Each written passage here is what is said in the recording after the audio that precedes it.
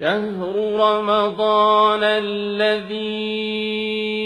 أنزل فيه القرآن هدى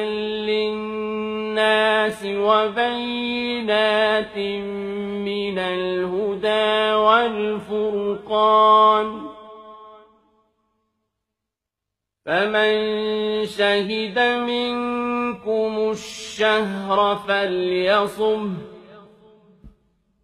ومن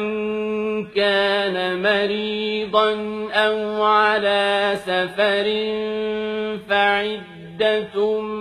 من أيام أخر يريد الله بكم اليسر ولا يريد بكم العسر ولتكملوا العدة ولتكبروا